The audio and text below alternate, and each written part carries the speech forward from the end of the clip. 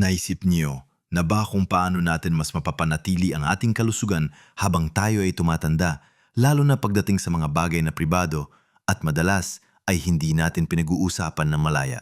Marami sa atin ang nag-aalala sa iba't ibang karamdaman na dumarating sa pagtanda tulad ng problema sa puso, diabetes at syempre ang kalusugan ng ating prostate. Ang totoo, mayroong mga simpleng gawi sa ating personal na buhay na kung hindi natin pagtutuunan ng pansin, ay posibleng makasama sa ating prostate at sa ating pangkalahatang kalusugan. Ito ay isang masakit na katotohanan na mas pinipili nating hindi pag-usapan. Pero ang pagiging bulag sa katotohanan ay hindi makakatulong. Ang pag-unawa sa ating katawan, lalo na sa mga sensitibong bahagi tulad ng prostate, ay napakahalaga para sa isang masaya at malusog na pagtanda. Ngayon, may isang lihim o mas tamang tawagin na isang mahalagang kaalaman na nais kong ibahagi sa inyo. Ito ay tungkol sa isang bagay na madalas nating ginagawa sa ating pribadong sandali na. Kung hindi wasto ang pamamaraan ay maaaring magdulot ng pinsala sa ating prostate at maging sa ating kabuuang kalusugan. Hindi ito tungkol sa paghusga, kundi sa pagbibigay alam para sa inyong ikabubuti. Sa video na ito, tatalakayin natin ang ilang mahahalagang gawi na dapat nating iwasan at kung paano natin maprotektahan ang ating sarili upang patuloy na maging malakas at malusog. Alamin natin ang mga ito upang maiwasan ang sakit at karamdaman na maaaring maiwasan. Panoorin ninyo hanggang dulo para sa isang bagay na siguradong ikagugulat ninyo. Simula natin ang pag-uusap sa pinakamahalagang gawin na dapat nating iwasan na madalas ay hindi natin napapansin ang epekto lalo na habang tayo ay tumatanda. Ito ay ang paggamit ng sobra-sobrang puwersa o labis na presyon sa ating maselang bahagi tuwing tayo ay nagpapakasasa sa sarili. Narinig mo ng tama, kaibigan. Marahil sa ating pagkabata o kabataan, ang pagiging agresibo o paggamit ng matinding puwersa ay tila hindi ganong nakakasama. Kung minsan, naiisip natin na mas mabilis tayong makakamit ng kasiyahan kung mas matindi ang ating ginagawa. Ngunit, habang tayo ay nagkakaedad, ang ating katawan ay nagbabago, ang ating balat ay nagiging mas manipis, ang ating mga ugat ay mas sensitibo, at ang ating mga panloob na organo tulad ng prostate ay nagiging mas madaling mapinsala. Isipin mo ang prostate bilang isang maliit na glandula na halos kasing laki ng wall na matatagpuan sa ilalim mismo ng pantog na isang lalaki at pumapalibot sa urethra. Ito ay napakahalaga sa sistemang reproduktibo at responsable sa paggawa ng likido na bahagi ng semilya. Dahil sa lokasyon nito, ang anumang uri na matinding puwersa o paulit-ulit na trauma sa bahagi iyon ay direktang nakakaapekto sa prostate. Kapag gumagamit tayo ng labis na puwersa, maaari itong magdulot ng microtrauma o maliliit na pinsala sa mga tissue ng prostate. Sa paglibas ng panahon, ang paulit-ulit na ganitong uri ng pinsala ay maaari magresulta sa pamamaga na tinatawag nating prostatitis. Ang prostatitis ay isang napakasakit na kondisyon na maaari maging sanhi na pagkirot sa pelvic area, hirap sa pag-ihi at pangkalahatang discomfort. Hindi lang ito, maaari mas lumala pa ang umiral ng kondisyon ng prostate tulad ng benign prostatic hyperplasia o BPH kung saan lumalaki ang prostate. Ang labis na puwersa ay hindi rin nakakatulong sa sirkulasyon ng dugo sa lugar na mahalaga para sa kalusugan ng tissue. Paano natin maiwasan ito? Ang susi ay ang pagiging malumanay at mas sensitibo sa ating sariling katawan. Sa halip na magabol ng matinding sensasyon sa pamamagitan ng puwersa, subukang magtuon sa mas malumanay na paggalaw. Gamit ang tamang dami ng presyon na komportable at hindi nagdudulot ng anumang sakit.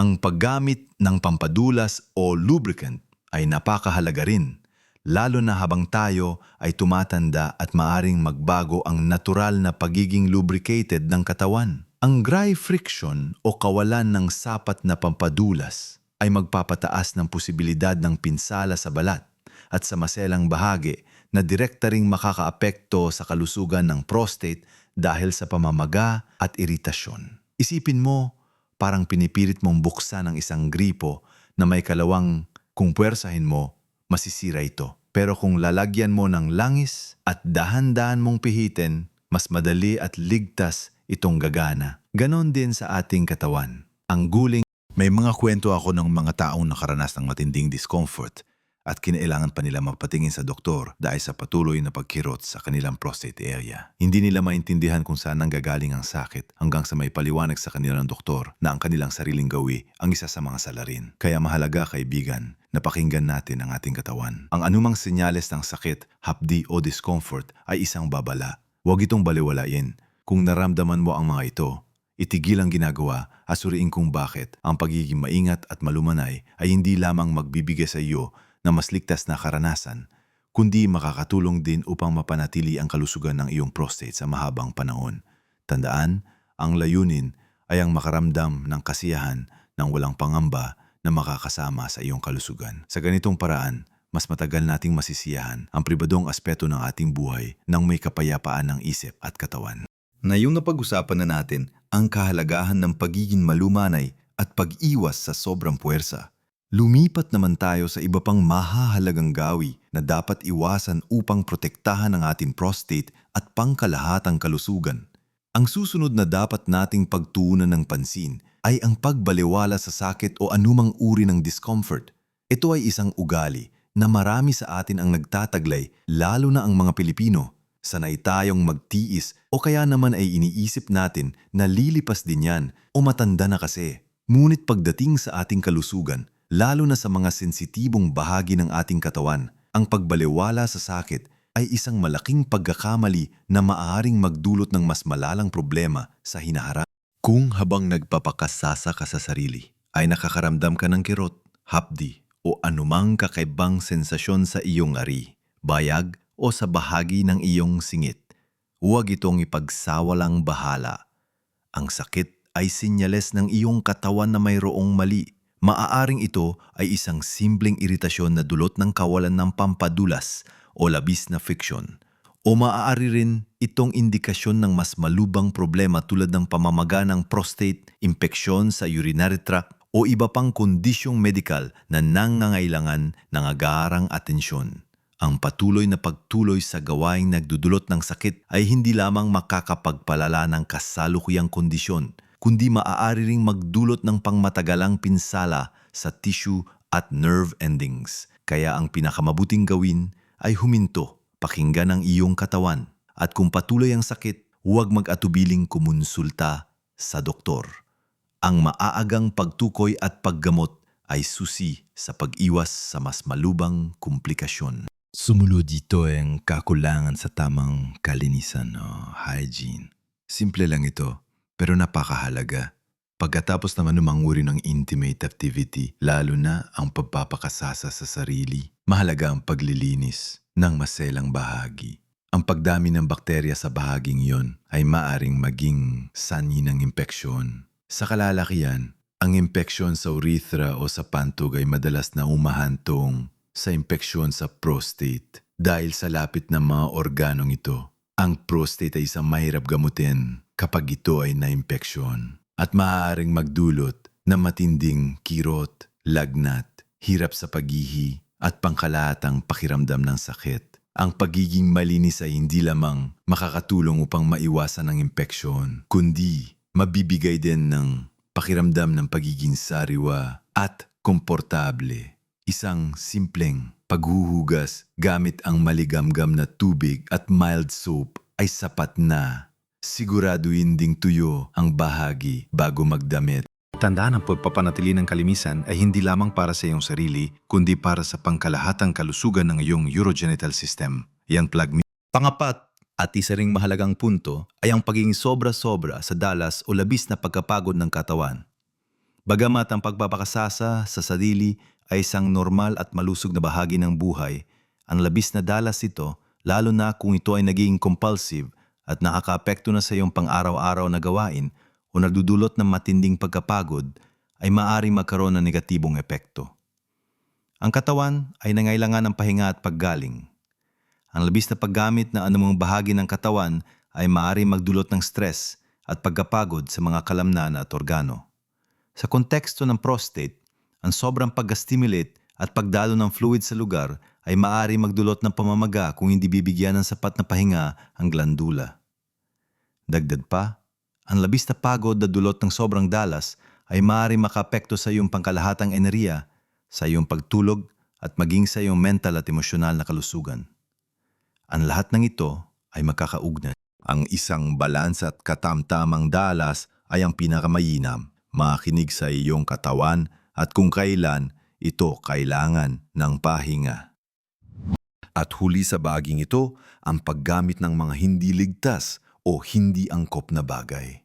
Minsan, sa pagnanais na makahanap ng kakaibang sensasyon, ang ilang individual ay gumagamit ng mga bagay na hindi disenyo para sa intimate use. Ito ay lubang mapanganib. Ang mga bagay na hindi malinis, may matatalim na gilid o hindi tamang sukat ay maaaring magdulot ng matinding pinsala sa ari at sa urethra. Maaari itong magresulta sa mga sugat, pagdurugo, impeksyon at sa pinakamasama, permanenteng pinsala. Ang mga impeksyong ito ay maaaring kumalat sa prostate at maging sanhi ng matinding sakit at komplikasyon. Mayroong mga ligtas at disenyo para sa layuning ito ng mga produkto sa merkado kung sa tingin mo ay kailangan mo ng pantulong. Ngunit ang pinakamahalaga ay ang paggamit ng iyong mga kamay na malinis at maingat.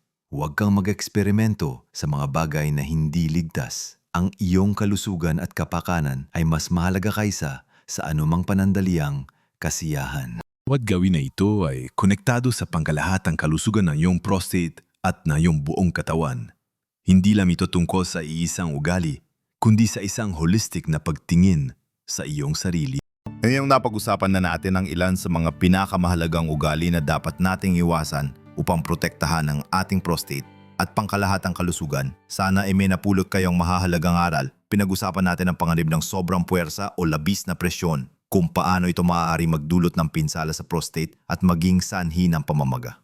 Mahalaga ang pagiging malumanay at ang paggamit ng sapat na pampadulas. Binigyang diin din natin ang kahalagahan ng pakikinig sa ating katawan, ang pagbaliwala sa sakit o discomfort, dahil ito ay maaaring senyales ng mas malalang problema na nangangailangan ng agarang atensyon. Nalaman din natin kung gaano kahalaga ang tamang kalinisan o hygiene upang maiwasan ang impeksyon na maaaring kumalat sa prostate at kung paano makakaapekto ang labis na dalas ng pagpapakasasa sa sarili sa ating pangkalahatang enerya at kalusugan. At syempre ang pag-iwas sa paggamit ng mga hindi ligtas o hindi angkop na bagay upang maiwasan ang pisikal na pinsala at impeksyon.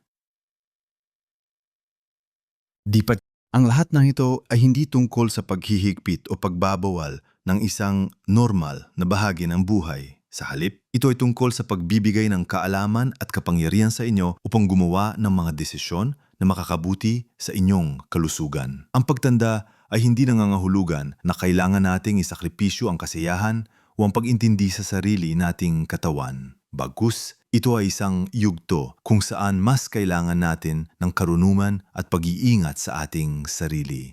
Tandaan, ang malilit na pagbabago sa ating mga gawi ay maari magdulot ng malaking kaibahan sa ating kalusugan at kaligayahan.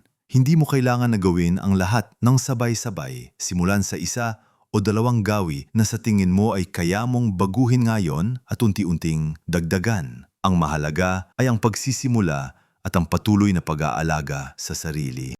Ang inyong kalusugan ay ang inyong pinakamahalagang kayamanan. Sa pagtanda, mas lalo itong nagiging totoo. Huwag natin hintayin na lumala ang isang problema bago tayo umaksyon.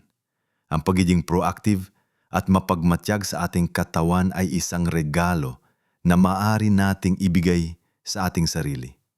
Ang pag-unawa sa mga posibleng panganib at ang paggawa ng mga hakbang upang maiwasan ang mga ito ay magbibigay sa inyo ng kapayapaan ng isip at ng kakayahang mamuhay ng mas ganap at masaya. Gusto kong malaman ang inyong mga salubin at karanasan. May mga tanong ba kayo tungkol sa ating pinag-usapan? O may gusto ba kayong ibahagi na tip o karanasan na makakatulong sa iba? Huwag kayong mag-atubiling mag-iwan ng komento sa ibaba.